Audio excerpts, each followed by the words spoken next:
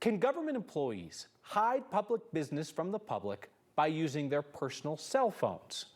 A judge in Denver says no. The judge sided with 9 News when we sued to get access to dozens of text messages sent by city employees.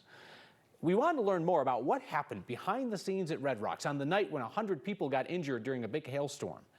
The judge's ruling gave our Steve Sager a look inside the city's emergency response.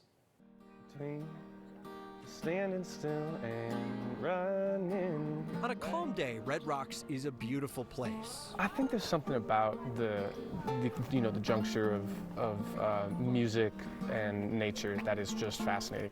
But that juncture can get gnarly too. Back in June, nature was freaking out the venue director of Red Rocks. But he wasn't at the amphitheater. He was playing baseball.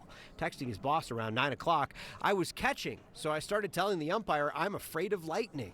Red Rocks director Tad Bowman told the then director of Denver's Department of Arts and Venues, Ginger White Brunetti, that was enough to call his baseball game.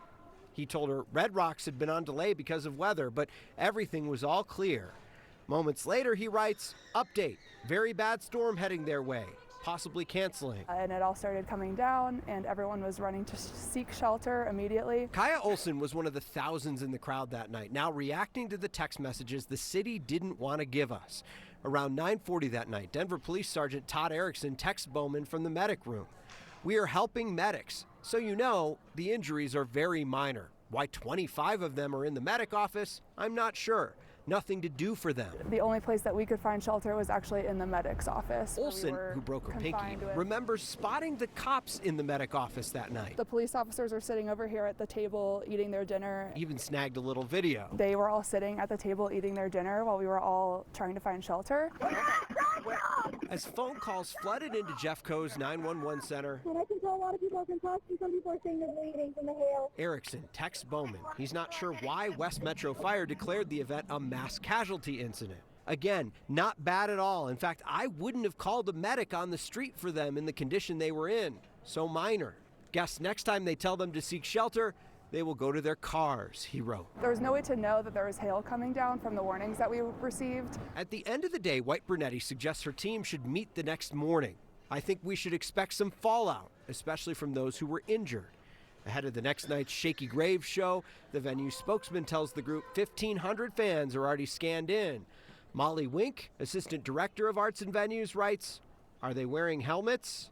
Too soon?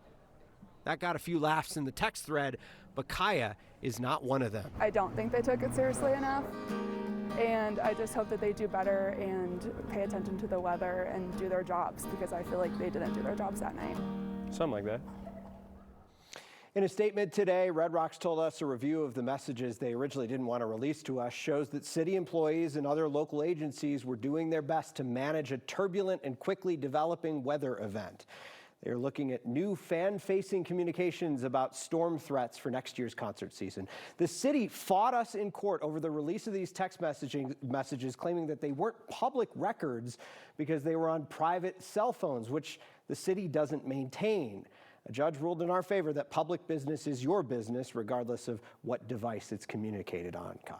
Yeah, methinks, Steve, that they were not particularly worried about these Red Rocks messages getting out.